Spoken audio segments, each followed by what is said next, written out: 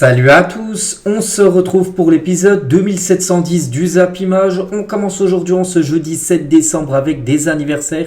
Et tout d'abord celui du milieu français Valentin Rongier. Il fête aujourd'hui ses 29 ans, le joueur de l'Olympique de Marseille. On lui souhaite bien sûr un très bon anniversaire. Et également tous ces autres joueurs qui fêtent leur anniversaire aujourd'hui comme Chris Wood. Donc avant-centre du côté de Nottingham Forest, il fête aujourd'hui ses 32 ans. Ou par exemple, bon après c'est pas trop des joueurs hyper connus, mais par exemple, je sais pas, le troisième Enzo Diaz, un joueur de River Plate qui fête aujourd'hui ses 28 ans.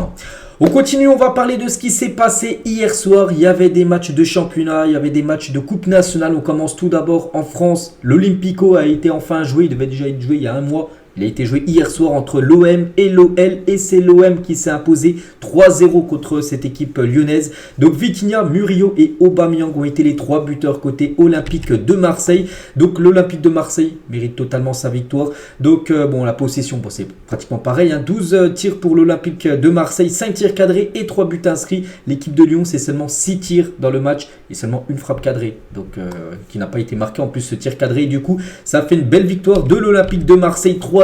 Il a une aujourd'hui du journal L'équipe, l'OM en force. Et si on zoome un petit peu sur ce qui est marqué tout en bas, donc emmené par une doublette Vitinha, Aubameyang, intenable, Marseille toujours invaincu à domicile, poursuit sa bonne série et se replace à la 8e place du championnat. Pour Lyon, inoffensif hier et toujours bon dernier de la Ligue 1. L'avenir s'assombrit un peu plus.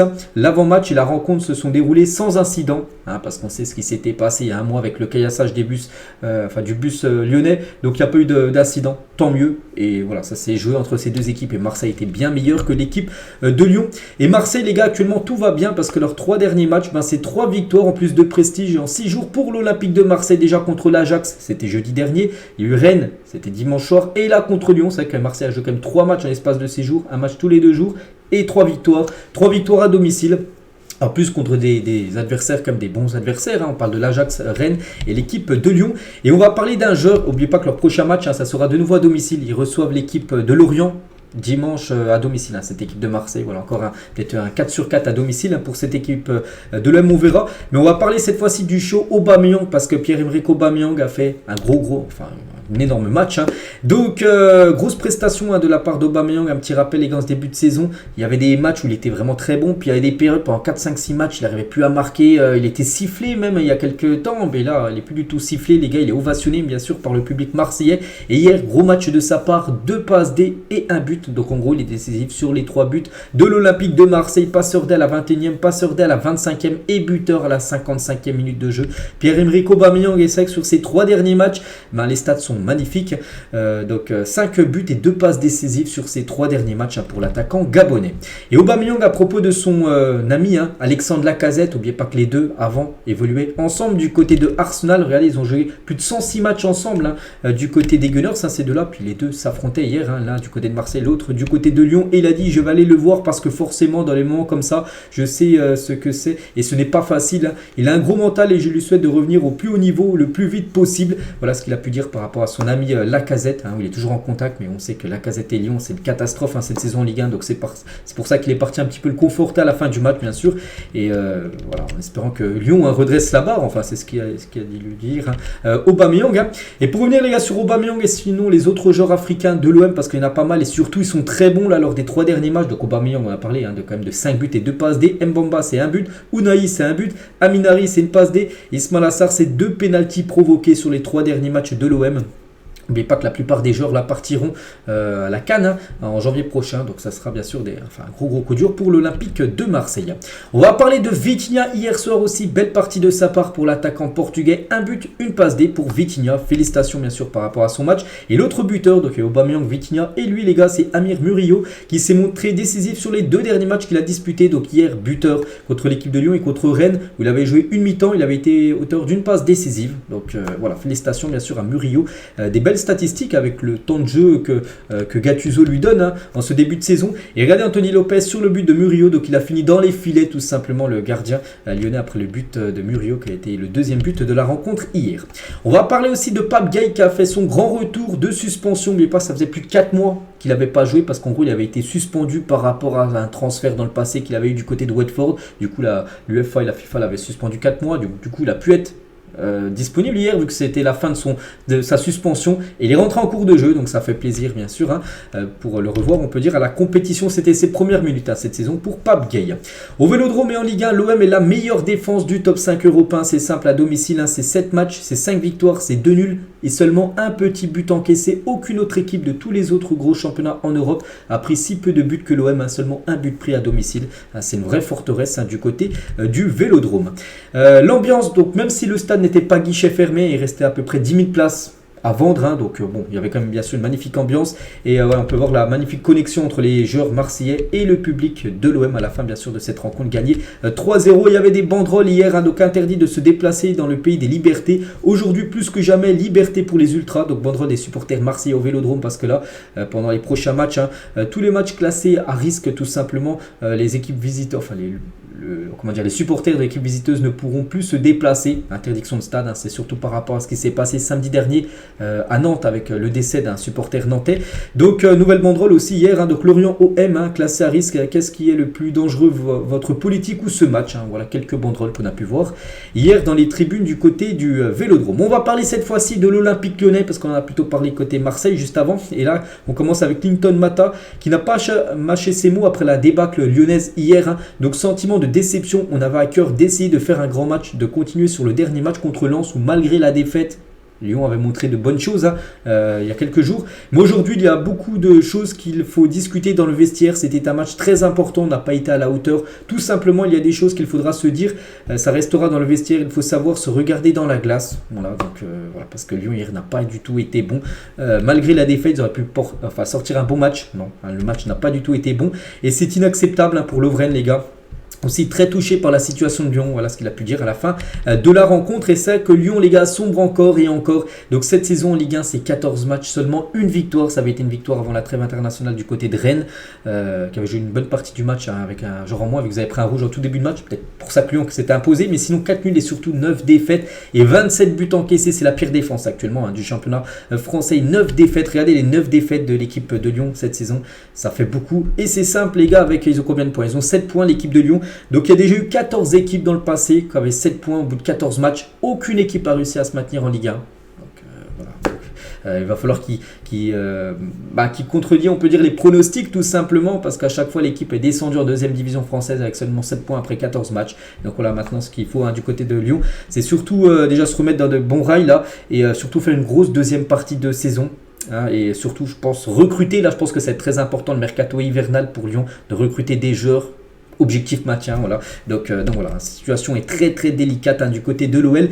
Et le laser du virage nord fait des dégâts sur les joueurs lyonnais, parce qu'il y a des lasers hier dans les tribunes. On peut voir sur Ryan Cherki, et Cherki hier il a totalement déçu, les gars. Donc il a totalement sombré, une note de 2. 2 c'est en dessous de très mauvais match. C'est un match que même moi qui n'ai pas football professionnel, j'aurais peut-être fait mieux que Ryan Cherki. Et Aubameyang, les gars, une note de 8 par rapport à son gros match qu'on a parlé tout à l'heure. Et Daniel Riolo, les gars, à la fin du match sur son émission After RMC là, donc il a dit par rapport à Cherki, ce n'est même pas la moitié du cerveau de Ben Arfa. Ce qu'il fait est cataclysmique. Il ne doit plus jamais remettre les pieds dans cette équipe. Le mec a tout le temps les bras levés. C'est un ventilateur. Voilà ce qu'a pu dire Daniel Riolo par rapport au match hier de Ryan Cherki.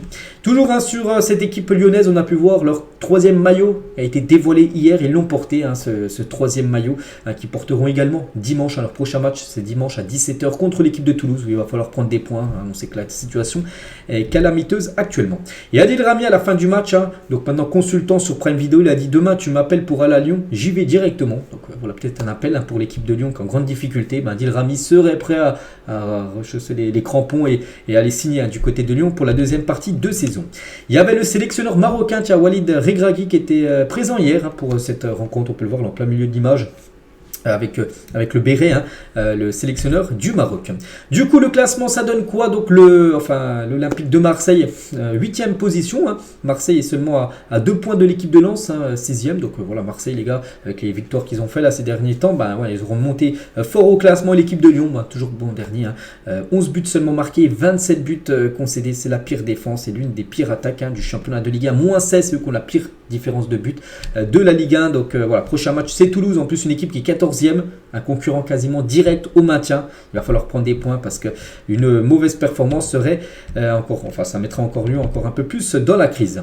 On continue les gars, on quitte la France, direction l'Angleterre. Il y avait aussi des gros matchs hier. On commence avec ce Manchester United-Chelsea, c'était hier soir, 21h15 le coup d'envoi et 2-1 pour Manchester United. Donc Scott McTominay a été le double buteur côté Red Devil contre un but de Cole Palmer. L'ancien joueur de City a été buteur à la 45e. A noter que Bruno Fernandes, on parlera juste après, a loupé un penalty. Il avait même un penalty à la 9e, il ne l'a pas marqué. Donc c'est surtout le gardien de Chelsea qui l'a arrêté. Bref, donc ce match les gars, c'est plus de 28 tirs, c'est énorme pour Manchester United. 9 tirs cadrés pour 2 buts inscrits. Ils auraient même pu marquer beaucoup plus de buts quand on voit plus de 28 tirs, 9 tirs cadrés. Il y a eu un gros match quand même de la part du gardien de Chelsea qui a su éviter la correction prise par les Blues. Mais bon, le plus important pour Manchester, c'était de gagner et ils ont gagné. Et pour la première fois dans l'histoire du club de Manchester United, donc Manchester est sur une série de 12 matchs d'affilée sans défaite face à Chelsea en Première Ligue. Voilà, vous regardez les 12. Chelsea, Manchester, ou peu importe que ça soit à Chelsea ou à Manchester, Manchester n'a pas perdu les 12 derniers matchs. C'était jamais arrivé que Manchester enchaîne autant de matchs sans perdre contre Chelsea en Première Ligue 1 bien évidemment. Toujours avec Manchester, donc 8 des 9 victoires de Manchester en championnat cette saison ont été des victoires avec un but. La preuve hier ça avait été une victoire d'un but de plus, 2-1. C'est vrai qu'ils ont gagné seulement une fois avec plus d'un but, de plus de buts on va dire par rapport à leur adversaire. Sinon c'est que des victoires in extremis on peut dire de Manchester, 8 fois sur 9 cette saison. On continue, ils auraient pu marquer ça plus de buts, j'ai dit avec toutes les occasions. Le penalty aussi qu'ils ont eu de Bruno Fernandes et qui a été arrêté par comment il s'appelle le gardien, je me souviens même plus, le gardien espagnol, non c'est pas David Raya, c'est je sais plus, je vais pas dire de bêtises. Donc voilà, il a arrêté bien sûr ce penalty. Et du coup, ça restait le score à 2-1. A noter aussi que Garnacho l'a retenté. Il avait marqué contre Everton à son magnifique retour acrobatique. Il l'a retenté hier. Bon, il ne l'a pas marqué, mais voilà, il l'a retenté. Mais voilà, il a failli le remettre, bien sûr. Garnacho, et on peut voir, regardez juste le caleçon qu'il porte, les gars. CR7, bien sûr. On sait que c'est son idole, Cristiano Ronaldo. Et c'est vrai qu'avec toutes ces occasions manquées, on se dit, mais qui a marqué du côté de Manchester? C'est bien lui, les gars. C'est Scott McTominay qui joue pourtant milieu de terrain. Donc voilà. C'est par rapport tout d'abord au premier but, photo de son but, et par rapport cette fois-ci quand il a marqué le deuxième but, le but de l'avantage du 2-1, et après le score n'a plus bougé. Donc Scott McTominay, c'est simple, cette saison c'est le meilleur buteur de Manchester United cette saison alors qu'il joue milieu de terrain. Donc il est à 6 buts devant Ojlund et Fernandes 5 buts et Casemiro 4 buts. C'est fou, c'est un milieu de terrain qui est le meilleur buteur actuellement. Donc à noter que Ojlund, les gars, il a 5 buts, c'est 5 buts en LDC. En Première Ligue c'est 0 but, 0 passe D. Donc voilà, on peut le féliciter, Scott McTominay qui a déjà marqué quelques buts avec l'Écosse et aussi buteur avec Manchester.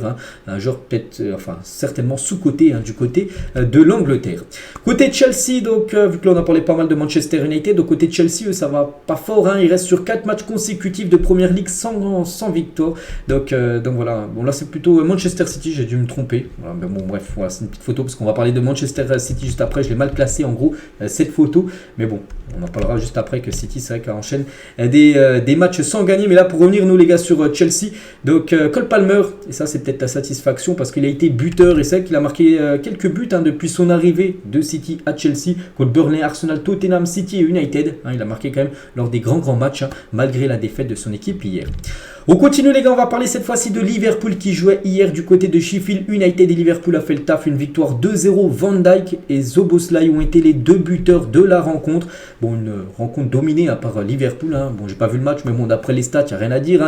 15 tirs, 8 tirs cadrés pour 2 buts inscrits. Il y a eu seulement une frappe cadrée pour Sheffield United. Donc logiquement, Liverpool prend les 3 points. Et on va parler de Van Dijk parce qu'hier, il a inscrit tout simplement son premier but de la saison. Il marque souvent, voilà, chaque saison 2 ou 3 buts. Voilà, c'est son premier but qu'il a marqué hier le 6 décembre. On va parler d'Alexander-Arnold en toute décontraction au moment de tirer son corner qui s'est transformé en passe décisive. Pourquoi? Parce qu'on voit un petit peu, voilà, un petit bout de ses fesses tout simplement. Donc voilà, sur le corner là, il a fait une passe D pour Van Dijk juste après. Et c'est vrai que sur ces 4 derniers matchs, à chaque fois décisif. Donc là contre Sheffield, passeur D, contre Fulham, buteur, contre Lask, passeur D, et contre City, buteur. Donc voilà, 2 buts et 2 passes D sur ces 4 derniers matchs. Un petit rappel, il joue comme défenseur droit, il a des magnifiques stats. Alexander Arnold. On va parler de Darwin Núñez, donc il avait perdu le ballon, puis il a réalisé un magnifique tacle parfait pour récupérer le ballon et faire une magnifique passe D et un caviar. On peut voir la troisième photo en bas à gauche, magnifique caviar pour Szoboszlai pour inscrire le deuxième but de la rencontre et sceller bien sûr cette victoire 2-0. Et juste le gros coup dur, parce que tout a été bon pour Liverpool, la victoire, tout ça, c'est qu'ils ont perdu un joueur blessé jusqu'à la fin de saison, et c'est Joel Matip, souffre d'une rupture du ligament croisé antérieur, annonce Jürgen Klopp. Il s'est blessé hier, donc terrible nouvelle pour le défenseur camerounais qui voit sa saison désormais terminée, c'est fini, et qui pourrait ne plus jamais rejouer sous le maillot des Reds, parce qu'il est en fin de contrat en fin de saison, et on pense que Liverpool, on ne sait pas s'ils vont le reprolonger, donc voilà. En gros, il a la même blessure que Gavi l'a eu il y a quelques jours, donc en gros, fin de saison pour lui, on le souhaite bien sûr un très bon rétablissement. Il va se faire opérer là dans les prochains jours. Et on continue les gars avec une autre grosse affiche, avec 3 grosses affiches du côté de l'APL. On a déjà parlé de 2 matchs. Et ce match, les gars, entre Aston Villa et Manchester City. Et Aston Villa, vraiment équipe sous-cotée. Aston Villa, les gars, c'est très fort cette saison. Ils ont gagné 1-0 contre City.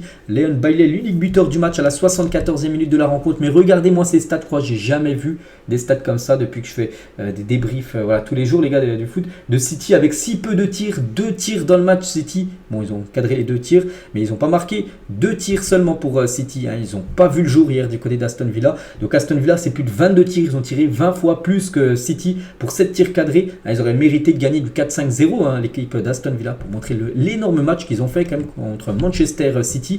Donc voilà, c'est fou ce qui s'est passé hier. City, normalement, c'est à peu près au moins 10 tirs par match, facilement, quand on sait l'équipe ou les joueurs qu'il y a. Puis non, seulement 2 frappes dans le match. Et City, les gars, ça va pas actuellement. Ils sont, bon, on va pas dire non plus en crise, mais c'est une période très délicate pour eux. Ils n'ont plus gagné en première ligue depuis 4 matchs. Souvenez-vous, c'est la photo que j'ai montrée tout à l'heure où les 4 derniers matchs, ils n'avaient pas gagné. Donc une première depuis avril 2017.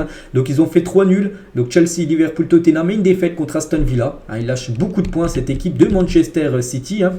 Et on va parler cette fois-ci côté Aston Villa, parce qu'ils ont réalisé comme un énorme match pour battre cette équipe de City. Et c'est surtout une nouvelle victoire à domicile. Je l'avais dit hier, ils étaient à 13 victoires d'affilée. Et là, ils affrontaient City. On allait voir s'ils allaient réussir à gagner. Cette équipe, oui les gars, ça fait maintenant 14 victoires de suite pour Aston Villa. Les travaux d'Unai Emery sont tout simplement colossaux. Une telle série n'était plus arrivée depuis 1930. Ça faisait quasiment plus de 100 ans qu'il n'y avait pas 14 victoires d'affilée à domicile pour l'équipe d'Aston Villa. Pour montrer que c'est énorme ce qu'ils sont en train de réaliser cette équipe. Voilà leurs 14 derniers matchs à domicile, toutes compétitions confondues, que ça soit Coupe d'Europe ou que ça soit Première Ligue, que des victoires, pas de nul. Ils n'ont rien laissé. Leurs adversaires, ils ont affronté comme des grosses équipes, comme City, comme comme Brighton, une équipe coriace, comme Newcastle, tout ça, comme Tottenham. Ils ont tout gagné. Donc incroyable cette équipe. Et Unai Emery remporte également enfin sa première victoire contre Pep Guardiola, parce qu'avant le match hier, donc il avait joué pas mal de fois. Il avait joué 13 fois contre les équipes de Pep Guardiola, donc il avait fait 4 nuls et 9 défaites. Et maintenant, première victoire pour lui contre une équipe entraînée par Pep Guardiola.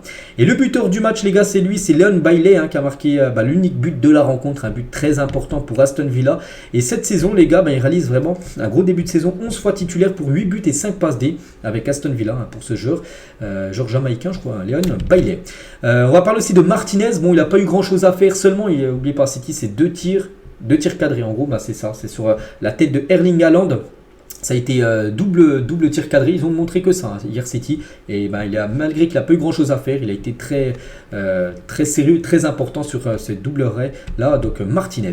Et on va parler aussi du gros match de Boubacar Kamara, l'ancien Marseillais. Quel match encore il a fait hier. Il a été tout simplement impressionnant au milieu de terrain du côté d'Aston Villa. Du coup, le classement de Arsenal reste en tête devant Liverpool, 34 points. Aston Villa repasse devant Manchester City, 32 points. À noter que City a déjà quand même 6 points de retard sur Arsenal. Bon, on est en début de saison, on a 15 journées, il en reste encore jusqu'à 38, donc à peu près 23 journées, donc il reste encore beaucoup de matchs, mais voilà, il y a quand même 6 points d'écart entre Arsenal et City, donc Tottenham 5e, Manchester avec sa victoire 6e position et Chelsea avec sa défaite hier à la 10e position. On quitte l'Angleterre, direction l'Allemagne. Il y avait des matchs de Coupe d'Allemagne. On commence tout d'abord avec un nouvel exploit, c'est fou les gars, c'est Saarbrück. Ils avaient éliminé, souvenez-vous, il y a quelques semaines, l'équipe du Bayern, ils avaient gagné 2-1. N'oubliez pas que c'est l'équipe qui est classée actuellement 11e de la 3e division allemande. Ils avaient battu le Bayern, éliminé le Bayern au tour précédent. Et hier, ils ont éliminé l'équipe de Francfort 2-0. incroyable. De nouveau, ils ont battu une équipe de Bundesliga, donc une équipe de première division. Donc les stats de la partie, on peut voir en plus que c'était bon serré. Regardez, 6 tirs, 3 tirs cadrés, 2 buts inscrits, alors que Francfort, les gars, c'est seulement 5 tirs, 2 tirs cadrés. En gros, ils ont moins tiré que l'équipe de Saarbrücken. Donc incroyable, bien sûr, cette équipe. Du coup, qui se qualifie, c'est pour les quarts de finale de cette Coupe d'Allemagne. Dortmund passe également à la trappe. Il joue contre Stuttgart et Stuttgart s'est imposé 2-0. Silas et Guirassy ont été les deux buteurs du match. On peut voir les statistiques de la partie. À noter que Guirassy, buteur, il vient d'inscrire quand même son 19e but de la saison avec Stuttgart en seulement 13 matchs, toutes compétitions confondues. Donc voilà, Coupe d'Allemagne plus Bundesliga, déjà 19 buts pour Guirassy. Un petit rappel, il y a une clause libératoire fixée à 17,5 millions d'euros activable dès le 1er janvier. On peut penser des grands clubs, je ne sais pas, de première ligue, qui pourraient mettre cette somme facilement, les gars, pour s'offrir le joueur Guirassy. Et du coup, Dortmund, c'est dommage parce que là, ils avaient la voie royale pour aller peut-être en finale et gagner cette Coupe d'Allemagne, vu que le Bayern est éliminé, vu que Leipzig a également été éliminé. Et du coup, il n'y aura pas le Bayern, il n'y aura pas Dortmund, il n'y aura ni Francfort, voilà, pour aller gagner, bien sûr, cette Coupe d'Allemagne. C'est peut-être la voie royale, on peut dire, pour le Bayer Leverkusen, eux. Ils ne sont pas passés à la trappe, ils ont gagné 3-1 hier contre Paderborn. Donc c'est vrai que cette saison, toute compétition confondue, c'est 21 matchs, 19 victoires, 2 matchs nuls contre Dortmund et contre le Bayern Munich. 0 défaite, 68 buts marqués, 16 buts seulement encaissés. Premier de la Bundesliga, premier de son groupe de Ligue Europa. Tout va bien actuellement pour l'équipe entraînée par Xabi Alonso. Et Victor Boniface a été buteur hier, un but pour lui. Et il monte son total à 14 buts et 6 passes D cette saison. Félicitations à l'attaquant nigérian qui avait déjà été buteur il y a quelques jours pour l'égalisation contre Dortmund. Et Jérémy Frimpong, les gars, lors du match hier, 3-1 gagné contre Paderborn, le défenseur droit de cette équipe néerlandaise. 2 passes D, donc il monte son total à 6 buts et 8 passes décisives cette saison. Donc Frimpong, en 19 matchs, c'est ça. Et Grimaldo, bon, je ne sais pas s'il a joué, mais bon, il n'a pas marqué ni passe D. Mais il reste lui aussi à 21 matchs, 9 buts et 6 passes D pour montrer les deux pistons, défenseur droit et défenseur gauche du côté de Leverkusen. On quitte la coupe allemande, on va parler de la coupe italienne. Il y avait un match hier, c'est entre la Fiorentina et Parme. La Fiorentina s'impose face à Parme après la séance des tirs au but, ça s'est joué. Il y a eu 2-2, donc du coup tir au but et du coup c'est la Fiorentina qui a été meilleure. Un 4-1 se sont imposés lors de la séance des tirs au but et du coup ils se qualifient pour les quarts de finale. Hier j'ai déjà parlé que la Lazio s'était imposée, donc du coup on connaît les deux premiers qualifiés, Lazio et Fiorentina, pour jouer les quarts de finale de la coupe italienne. Direction aussi l'Eredivisie, il y avait un match hier entre l'Ajax, les gars. Ils jouent contre qui l'Ajax? Ils jouent contre Waldwick. Bref, ils se sont imposés 3-2 l'Ajax et ça va beaucoup mieux pour eux. Ils enchaînent pas mal de victoires ces derniers temps. Ils restent sur 3 victoires en 3 matchs en championnat néerlandais, donc parfait pour eux. Et niveau classement, ça y est, eux qui étaient derniers il y a à peu près encore un mois et demi, ça ils sont 8e, ils sont dans les places, on va dire, potentielles pour jouer la Coupe d'Europe saison prochaine. Donc on les remonte très fort, on peut dire, au classement à cette équipe de Amsterdam. On revient en France, il y avait un match également de Ligue 2 hier, et Caen prend de l'air en s'imposant Annecy. Donc Caen s'impose 2-1, donc Annecy menait 1-0 et c'est Caen qui gagne 2-1 à la fin du compte. On peut voir les statistiques de la partie. Et concernant Alexandre Mendy, buteur également. Donc ce joueur, les gars, qui a quand même 29 ans, il vient d'inscrire quand même son 12e but de la saison, c'est pas mal. Donc regardez sur ces 2 dernières saisons le nombre de buts qu'il a inscrit, donc vraiment un joueur que des équipes de Ligue 1 pour aller chercher, ce joueur Alexandre Mendy. Il y avait un match également de Ligue Europa hier qui devait se jouer il y a à peu près un mois, et il a été joué hier, donc c'est entre Villarreal et le Maccabi Haïfa, et du coup ça s'est fini à 0-0. N'oubliez pas que ces deux équipes sont dans le groupe de Rennes, et du coup ça donne quoi? Donc Rennes reste en tête, tant mieux que Villarreal ne s'est pas imposé, vu que Rennes jouera son dernier match à domicile contre Villarreal, vu que là il y a 5 journées, donc ça sera jeudi prochain, dans une semaine jour pour jour. Donc si Rennes fait nul ou gagne, peu importe, donc ils resteront en tête et seront directement qualifiés pour les 8e de finale de cette Ligue Europa. On prend aussi la direction du Brésil parce que la nuit dernière, c'est simple, il y avait la dernière et 38e journée du championnat brésilien et on commence avec l'équipe de Palmeiras qui a fait un partout du côté de Cruzeiro, mais ça suffit pour Palmeiras, les gars. Un point, ça leur suffisait pour gagner le championnat et du coup ils remportent le championnat pour la 2e année consécutive. Ils ont déjà remporté le championnat brésilien la saison dernière, ils le remportent également pour cette saison. Donc félicitations à eux, félicitations à Hendrick, les gars, il a remporté déjà la 2e fois de sa carrière le championnat brésilien. Donc cette saison, Hendrick a fini avec 11 buts, un 4e titre à 17 ans et désormais place au Real Madrid. Il rejoindra le Real, ça sera en juillet prochain. Mais voilà, il quittera bien sûr cette équipe de Palmeiras avec un nouveau titre de champion du Brésil. Donc félicitations à cette équipe. C'est vrai Hendrick, 17 ans, il a déjà remporté 2 fois ce championnat brésilien, alors que Botafogo, l'équipe où le propriétaire c'est John Textor, 119 ans d'existence pour seulement 2 titres remportés comme Hendrick, avec seulement ses 17 ans. On va parler de Santos qui s'est incliné 2-1 contre Fortaleza et c'est une catastrophe pour Santos, club mythique les gars du côté du Brésil où a sorti des joueurs comme Neymar ou même Rodrigo, il jouait du côté de Santos, Rodrigo, le joueur du Real. Et pour la première fois depuis 111 ans, Santos est relégué en deuxième division. Voilà, donc ils n'ont pas fait ce qu'il fallait cette saison. Donc tout d'abord, regardez tous les résultats de cette 38e et dernière journée du championnat brésilien et le classement final. Voilà, tous les matchs ont été joués. Après, ça a été serré. Mais bon, Grêmio finale deuxième position. L'Atlético Mineiro finit à troisième position. Flamengo quatrième et Botafogo cinquième. Donc Palmeiras premier. Regardez les gars, la 17e position, donc Santos, on peut les voir avec 17 points. C'est vrai qu'ils ont perdu, ils auraient gagné les gars ce match, le dernier match, et ils auraient été sauvés. Mais du coup, ils ont perdu, du coup, ils sont 17e et du coup, ils joueront en deuxième division brésilienne à la saison prochaine. On revient en Europe, regardez le programme foot aujourd'hui, parce qu'on a parlé déjà beaucoup de matchs, tout ce qui s'est passé hier. Mais aujourd'hui, il y a des rencontres aussi ce soir, 2 rencontres en Première Ligue, Everton, Newcastle et Tottenham West Ham. Il y a un match en Ligue 1, Brest contre Strasbourg, c'est un match qui devait être joué là, il y a à peu près 2-3 semaines à cause de la tempête, le stade de Brest avait été endommagé, du coup ça se joue ce soir 20h30 le match. Et il y a aussi 2 matchs du côté de l'Eredivisie, on parlera de ces 5 résultats demain vendredi. On continue les gars, on clôture la page résultats parce que là il n'y en a plus. Et on va parler de Ronaldo il y a 6 ans, jour pour jour, CR7 remportait le Ballon d'Or 2017, le 5e de sa carrière, égalant à l'époque son rival de toujours, Léo Messi. Donc il avait fini devant Léo Messi 2e et Neymar 3e. Donc c'était son dernier Ballon d'Or remporté, c'était il y a 6 ans jour pour jour, pour le légendaire Cristiano Ronaldo. Tiens, en parlant d'un copain, d'un collègue du côté de Ronaldo, c'est Gonzalo Ramos, et il y a un an jour pour jour, donc le Portugal humiliait la Suisse, c'est 6-1 avec un triplé de Gonzalo Ramos. Il avait remporté bien évidemment ce prix du meilleur joueur de la partie, c'était il y a un an bien sûr, 6-1 pour le Portugal, et ils allaient affronter le Maroc, le tour suivant, vous allez être éliminé bien sûr en quart de finale. On va parler de Pascal Olmeta, ancien gardien, et il prend la défense de Donnarumma, pointé du doigt depuis le début de la saison. Il a dit, donc en parlant de Donnarumma, arrive à Paris, on lui met Keylor Navas dans le dos. Déjà les choses n'étaient pas claires, tu commences à lui mettre le doute, ce n'est pas normal du tout.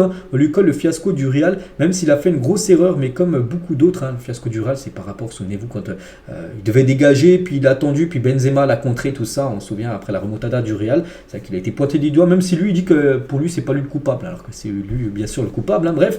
Et pour finir, vous avez un coach qui lui demande de jouer au pied, mais il n'a que le pied droit, il se sert du gauche uniquement pour l'embrayage, voilà, pour prendre appui, pour tirer du pied droit, parce que le pied gauche c'est une catastrophe, on le sait, Donnarumma. Même du pied droit, c'est également une catastrophe. Ne lui demandez pas de jouer avec les 2 pieds alors qu'il n'en a qu'un. Enfin, limité qu'avec un. Donc voilà ce que peut dire Pascal Olmeta par rapport à Donnarumma. Et en parlant de Donnarumma, on sait son dernier match contre le Havre. Il a pris un rouge au bout de 10 minutes de jeu avec une sortie complètement folle. Et du coup, il prend 2 matchs fermes. Voilà. Souvenez-vous ça. Donc il loupera le match contre Nantes. Là, il y a un PSG Nantes samedi soir. Et ce sera qui Lille le prochain match. Un déplacement à Lille. Ce ne sera pas lui le gardien. Ça sera certainement Arnaud Tenas qui le remplacera. Dans les cages parisiennes. Donc 2 matchs fermes pour Donnarumma. Concernant Iliman Ndiaye, lui qui a pris un rouge lors du dernier match de championnat, c'était contre Rennes.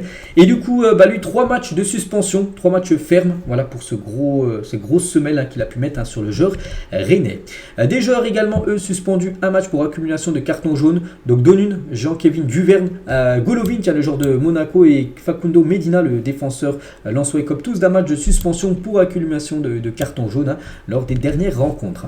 On va parler du parquage visiteur pour les prochains matchs à l'extérieur de Lyon. Sera fermé pour 4 matchs, dont 3 avec sursis, annonce la commission de discipline. Parce que pourquoi là j'ai toutes ces infos avec les cartons de ça, parce que le mercredi à chaque fois c'est la commission de discipline du week-end dernier, et du coup c'est pour ça qu'on a appris le nombre de matchs qu'ils ont pris là, tous ces jours là, et aussi que les supporters lyonnais les gars, lors des 4 prochains matchs, donc déjà le prochain match ils pourront pas venir, ils seront interdits de stade, ils ont déjà été interdits de stade hier, mais voilà, les 4 prochains matchs il y en a trop aussi avec sursis, donc s'ils font encore n'importe quoi les supporters lyonnais, et en gros, il pourrait être également encore interdit de stade pour les prochaines rencontres.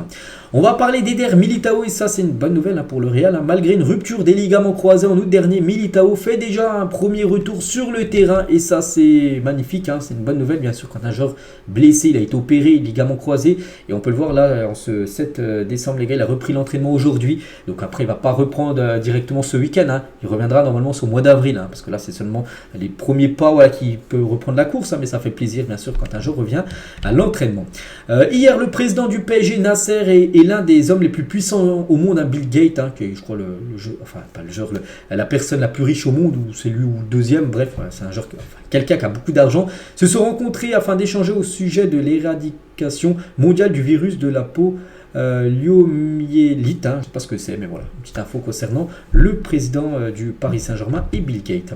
Averti pour sa célébration après le but vainqueur de Declan Rice, c'était avant-hier, donc à Luton Town, Mikel Arteta sera en tribune samedi pour le choc face à Aston Villa, c'est ça qui est un gros match, Aston Villa, en plus on a parlé, ils ont gagné hier City, ils affrontent l'équipe de Arsenal ce week-end, et Arteta, les gars, du coup a été sanctionné parce que je ne sais pas ce qu'il a fait, il a dû célébrer comme un fou, puis du coup il a pris un match de suspension, il sera en tribune les gars samedi pour cette rencontre.